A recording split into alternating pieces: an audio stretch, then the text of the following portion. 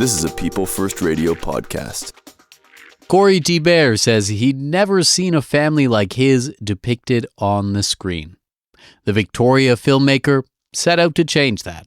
His film Mildlife features a protagonist, Lawrence, who, like Cory, has two parents who both live with cerebral palsy. Thibert was the film's writer, producer, director, and star. It was important for him that the film avoid tropes that can come with depicting disability on screen. It was also important that he cast actors with cerebral palsy to play the parents, something he was able to do with Adam Grant Warren and Leanne Crowe stepping into the roles. The film is set in Victoria, with a major tension point being the protagonist, Lawrence, mulling over a move to Vancouver. Mildlife had its Canadian premiere at the Victoria Film Festival this week. For more on depicting disability and the journey of getting a local story to the big screen, I spoke with Cory Thibert. You have got this film, Mildlife. It is playing in Victoria at the Victoria Film Festival. What is it like, first of all, to have a film that you directed, that you wrote, that you starred in, playing at a film festival in the town where it's set, in the town where you live? You know, working on a feature film takes a long time, and especially when I'm wearing so many of the hats. So it's so nice to finally be able to share it with the people who would probably appreciate it the most, either people who know me or people who know the city and the experiences. But also just super excited to share it and be in a film festival. The Victoria Film Festival has, been around for a long time. So yeah, it's the Canadian premiere. And I understand that this film is deeply, semi-autobiographical at the very least, deeply personal. The story of a character who is navigating family and life decisions. What made you want to tell this story? So I've never seen a family like my own depicted in movies before. That was kind of the big inspiration and the starting point for me to start writing. The main character, both of his parents live with cerebral palsy, and both of my parents live with cerebral palsy, so it's based on personal experience that way. And yeah, I've never seen that represented, not only that specific family dynamic, but also I feel like there's so many tropes with disability narratives in so many ways where characters with disabilities are either just overly inspirational just for existing, or they are infantilized. So I just wanted to show what my family is like and my relationship to those with disabilities, where it can be messy, they could be flawed and they can be quirky and they could be. So yeah, I wanted to just show a really authentic experience as I had experienced, but then elevate it and make it entertaining to watch. And you have mentioned here a little bit, I've also read another interview that you did where you mentioned that oftentimes when disabled people make it to the screen, it is in some kind of context of they're only there because they're like overcoming some kind of adversity or infantilized. How did you approach the depiction here with those kind of like other tropes in mind? I think knowing them helps to. There's like three main disability narrative tropes that having to do with characters with disabilities. One is that they need to overcome their disability in order to become normal or accepted by society. They need to be like overly exceptional, like Stephen Hawking or something. The second one is that they need to find their own island of misfit toys, or like their own community. They can't belong in normal society, quote normal. They have to find their own place, or they die. Those are like the main things that happen with characters with disabilities. So those are some of the tropes I'm working with, as well as what I said before, them being overly inspirational just for existing. So just stripping all that away, I'm like, okay, who are my parents to me in my lived experience? And then for the story, wanted to avoid all those tropes. I'm like, they're going to be just as three-dimensional as the girlfriend character or the best friend character or Lawrence himself. They all are written with flaws that they, can't see themselves, but then later come to a arc where they can start working on that. And where does the humor come from, with the quirks in them? So most of it came from knowledge of the tropes and then my own personal understanding of who they're based off of and bringing that to light. And on that point of who they're based off of and bringing that to light, if I were to use the term semi-autobiographical about this, like, where does the main character in the film, Lawrence, end, and where does Cory begin? How much of this is autobiographical? Good question. A lot of it is based on my personal experience. So, like, he's way more non-communicative than I am, to a frustrating degree. You know, I'm writing him in a way where he can't ever express what he wants to, and how that is never good for the people around him. But that is something I've dealt with, but then just like really stretching it and like, okay, this is his one thing that he really needs to overcome, focusing on that flaw. And then same with life experiences, like, okay, he's a drummer who wants to play a show. I have a different artistic pursuit. You know, he's not a filmmaker, but that's like, okay, that's his one love. Where would that take him? So just starting with very truthful things, then how do I expand them to make it a more cohesive story? Because it is just, 90 minutes. It's not like a whole life like me. So how to simplify and make it more digestible and then entertaining and then a full arc. Just kind of simplifying the characters in a way. And for folks listening, really the core tension in this story is it's about this guy played by you, Lawrence, who is at a place in life where he's faced with all kinds of decisions that basically revolve around like, what am I going to do with my life? Where am I going to live? And how much am I making those decisions based on just like what other people in my life around me want versus what I want deep down inside? And do I know what I want? And all of that kind of tension that comes with, I guess, being at that young adulthood stage in your life. How did you approach just putting that part of it on the screen? He struggles with, some depression and trying to work through that. So, yeah, I was really interested in that part. Like, how does someone find their own voice when there's so many things that they feel like they can't break out of, and giving them all those obstacles. And I don't know if that's answered your question, but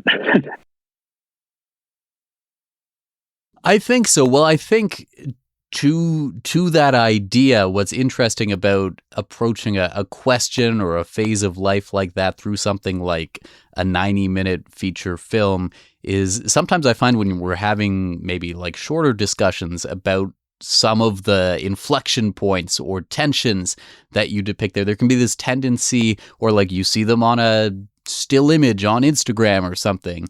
There can be a tendency to be sort of reductive, right? Like that, to pretend that there are sort of like clean and clear and solutions and things that like you should do. It would be easy to say just like, Lawrence needs to do X, he just needs to do it, as opposed to like, well, there is kind of like a gray zone and there is some kind of level of like trying to navigate these different responsibilities you have in life, and there isn't really a right answer, and like it's not really a zero-sum game. And so I think what's cool about having the opportunity to explore that in the film is you don't necessarily need to like answer those questions in a reductive or simplistic way. Like, it's not just a film about one thing, or it's not like a didactic film. I don't know. Does that make sense? It does. I mean, thank you for picking up on that. Yeah, and because life, that's not my personal experience. It is always messy, and you're always learning and growing and trying to find the right thing to do. And I think it's interesting when you don't have the answer, but you have to move forward anyway. I think, hopefully that's the universal thing about the film. It's messy, and you're dealing with relationships and, knowing yourself and how you move through the world and different dynamics and things you can't change or things that aren't always in your control. But then how do I move forward around these things or do my best? So I'm really interested in playing in that gray area, like you're saying. It's just like, how do we do this? Life is messy and hard, and hopefully this is like a little reflection of that in a hopeful way. I think, obviously it's a 90-minute journey. It goes somewhere, and I think Lawrence is on his path to just finding his voice and his way through the world through all the messiness. And on that theme of avoiding being reductive, like making sure to give people an understanding that it's not like this is a film solely about cerebral palsy or disability, but that is a major part of it. When you were approaching this, do you find there are like misconceptions you commonly encounter about cerebral palsy that you really just want to address? Yeah, I think, and I've done like a solo autobiographical show before, again, with similar content. So I feel like I've got some reception. And I feel like when people hear disability or cerebral palsy, I think sometimes people verbally go like, oh, like people inherently think, okay, this is going to be heavy. This is going to be dramatic. Inherently just because people live with disabilities. And again, that's one thing I want to address and dispel. With this is that no, they're just like any other person. I don't say like, oh, and then there's a girlfriend. Everybody's like, oh, it's like they're just like any other character. Their flaws, their struggles. It does dig into that experience, but hopefully it just gives a new perspective.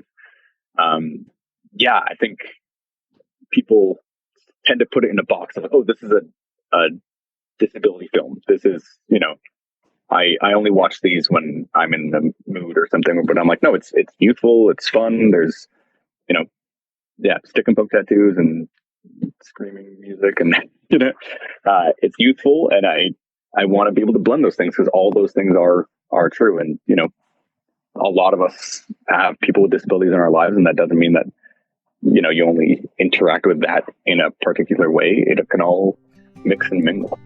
This is People First Radio. I'm Joe Pugh. I'm speaking with Cory Thibert. He's the writer, director, producer, and star of Mildlife. It's a feature film set in Victoria, inspired in part by Thibert's family and life experiences. Like Thibert, the film's protagonists' parents both live with cerebral palsy. Here is some information on the condition from an article published in The Lancet with lead author Iona Novak of the University of Sydney. Cerebral palsy is a lifelong physical disability affecting movement and posture. The motor impairments of cerebral palsy result from non-degenerative brain injuries, brain malformations, and genetic variations arising from multiple risk factors and causal pathways during preconception, pregnancy, birth, or within the first 2 years of life. Here is some additional information from HealthLink BC. People with cerebral palsy have a wide range of abilities. The way a child is affected depends on the type of cerebral palsy they have and how severe it is. The brain injury that causes cerebral palsy doesn't get worse over time, but problems related to cerebral palsy may appear, change, or increase as a child grows. These may include smaller muscles in the arms and legs affected by cerebral palsy, problems with sensations. Some people with cerebral palsy feel pain even when touched lightly. Even everyday activities such as brushing teeth may hurt. Skin problems caused by moisture, weakness in the face and throat muscles can cause drooling, which can bother the skin around the mouth, chin, and chest. Dental problems caused by trouble brushing, injuries caused by falls and other accidents. Even though cerebral palsy can't be cured, treatment can help a person make the most of their abilities and physical strength. That information is from HealthLink BC. Now back to my conversation with Victoria filmmaker Cory Thibert about his film Mildlife. And another major thread to the film that is a major thread in another piece of art I was talking to people about this week is this question of do I need to move to the big city to make it as an artist? And I'm wondering if I can get your perspective on that idea, both in the film and, based on the fact that you're a Victoria filmmaker, you have a feature film that's set in Victoria, that's having a Canadian premiere in Victoria. What are your thoughts on that idea of do I need to go to the big city to kind of make it in some kind of art field? Yeah, I think that's a very popular take, and you feel it when you're young. I grew up in Ottawa. I live in Victoria now, but I grew up in Ottawa. But we had that same thing of everyone's moving to Toronto. There's more opportunities in Toronto. There's more access, there's more visibility. You can really like make it. Where Ottawa, some people, there's a ceiling you could hit, or there's only so many paths. And same in the film, it's Victoria to Vancouver. So that's the first step of the setup in the film. And I think as I was growing up, I felt. But then there's something to just knowing what you want. Like, yeah, if I want to be a Hollywood director, I'd probably have to move away from Victoria. But also, like, yeah, just what you need in your life and what you want. And I think you can make art from anywhere. And I think it's just how you value success. And to me, it's if I could just make what I make and keep all creative control, because, you know, I'm doing this because I love it and I'm passionate about it. I want to tell these stories. If I can do that and still get it out in the world, and I now live in Victoria with my family. I have 2 young kids. I'm really happy with the pace of the city and my life and finding that balance. So to me, I do not need it. I think it could be different for everyone, but I think Lawrence is in the film dealing with that question, and it is another outside perspective. You know, it's another thing telling him what they think he should do. It's another thing in the atmosphere, just like, okay, my parents want me to do this, my girlfriend wants me to do this, society says I should move if I want to be successful in the arts. It's just like another thing that he has to find his own answer to.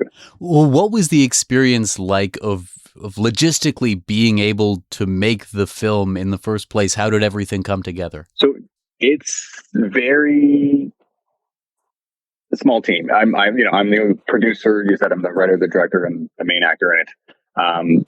I was writing this for a long time. Like, I need to make this movie. I just want to, and I don't believe that art needs to be made in one particular way. You know, I don't think you need a big budget or, you know, 100 crew, whatever people think they need. And I was like, I've done a lot of theater for the past, 16 years. I know I can make something that is at least an hour that is very cohesive, and I love film and I want to do film. So how can I do this? And I kind of just figured out what resources I had, and I was planning on self-funding it. I applied to a bunch of grants.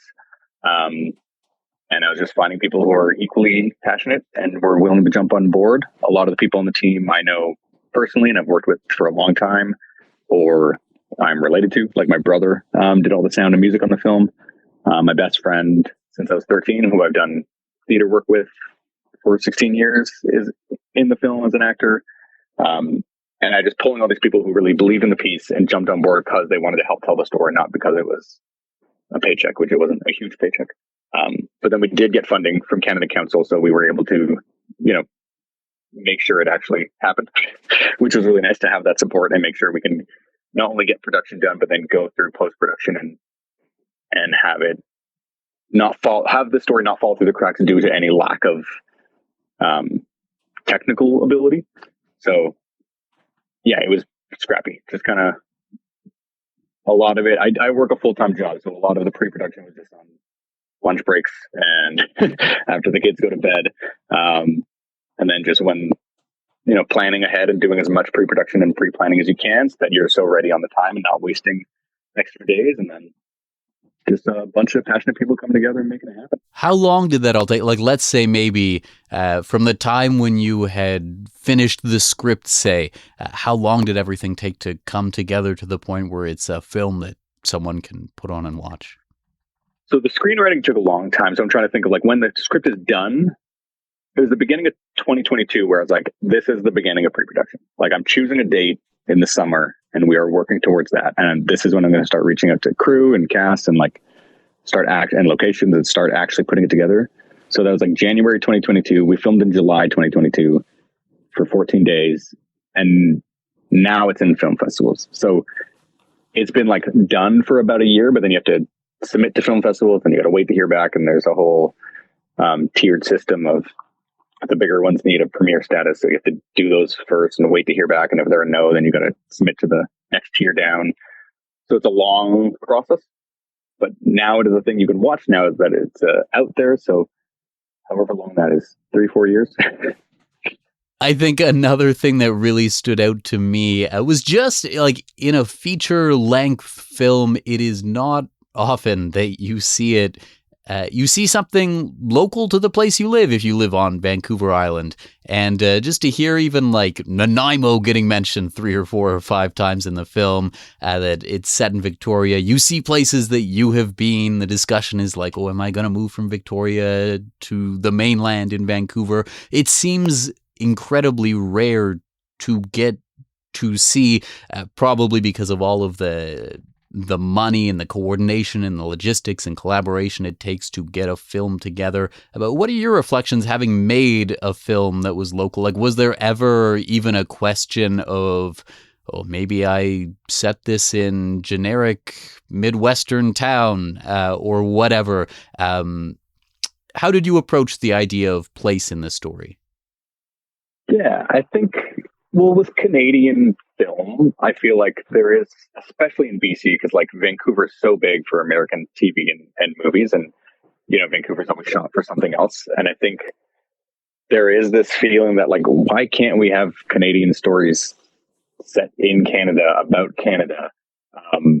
There's so much that shoots here, but it's still never us. So it's like this again. I feel like I'm always searching for authenticity and some truthfulness to it. And this is my experience living either in Ottawa or Vancouver and Victoria lived in. So this is the stuff I know, and this is what I want to show. I love all these little dynamics that we have between, Victoria on the island next to a big city like Vancouver that's so known. Like, I don't know, you tell people like from the States that you live on Vancouver Island, like, oh, Vancouver, or you say Victoria, and they don't get it. It's like, oh, this is so specific, and I love it. And the dynamic is so specific. It would be weird to just take it to some, like you're saying, just this generic town that's fictional so it can be more relatable. But I think if you are more specific, it becomes more universal. Like this film is very specific in terms of the family structure, in terms of the location. And I think when you're doing that, you're being authentic, you're being truthful. And then I think more people will relate to it because you're not trying to make it more palatable and more generic to appeal to a mass audience. It's those things that make it interesting. I think living on the island, there's something so specific about this experience. And I think that has every right to be represented on screen. Certainly, I mean, I had this feeling of like there were a lot of scenes set in house parties, and it felt like, there were the pizza boxes in the corner that are sitting in the corner of my house after a party, or people are having the same types of drinks that I'm seeing. It felt like this is the kind of house party that I have been to in this city, and that's, I don't know, it's neat and rare to see.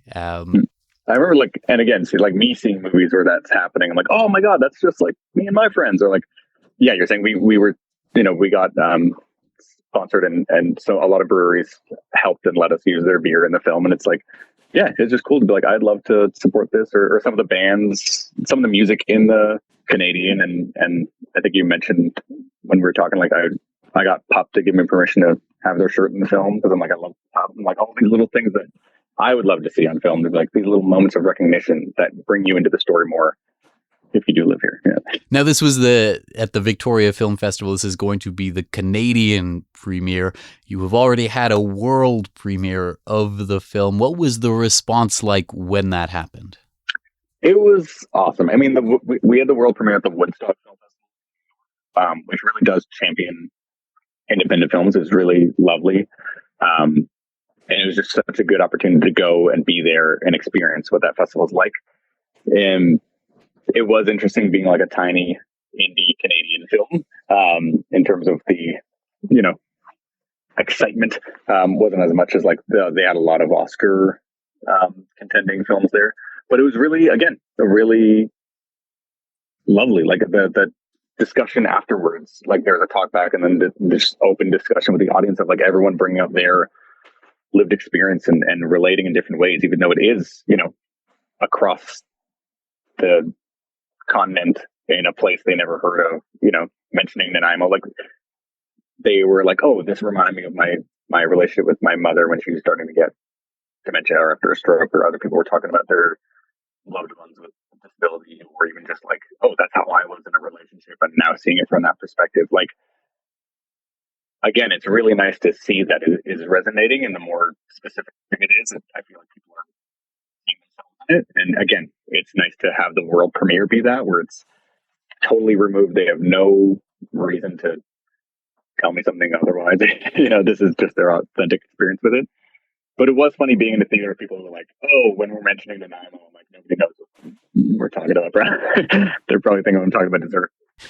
This was something that the script was maybe done in 2022. Fast forward to 25, 26, we're playing in film festivals. And then there's still all of these future steps to go to as far as like, what is the distribution going to look like? Where is this going to end up? Just what has the process of making this film, both, if it's fair to say, like given and taken to and from you? That's a good question. Making a film is a lot, and I'm learning more and more that I made sure not to make the rookie mistake of putting everything on a credit card or, sacrificing or negatively affecting my life. It's taken a lot of time and energy, but it's what it's given me. So far, the ability to know that I can do this and did do it, and that we have a finished product, we have a film that I'm very happy with. And I made a lot of short films on $0, and I'm like, I love this, but it's not, the same quality as short films that are playing around the world. This, I feel, for as small as it is, I'm like, this looks like movies I watch, and I find it, I'm very, very proud of this work. So I have a finished product. I know I can do it. I come away with the knowledge that I can do this again, and I'd love to. And more so, I think just getting the story out. I hope to get it out to more people than once it's online. I just feel so thankful and grateful, and again, for all the support from the small team we did have, and anybody who is talking to me like you or watching the movie at the Victoria Film Festival. I'm just so excited to kind of share it. I love this film. I know I'm biased, but Cory Thibert is the filmmaker behind Mildlife, which he wrote, directed, produced, and starred in. It had its Canadian premiere this month at the Victoria Film Festival. It's set in Victoria and follows the story of a young man balancing family responsibilities while figuring out what he's going to do with his own life. People First Radio, People First Media, and People First Stories are community media projects of Vancouver Island Mental Health Society and are produced in Nanaimo, British Columbia. The opinions expressed do not necessarily represent the views of Vancouver Island Mental Health Society or its broadcast, podcast, and social media partners.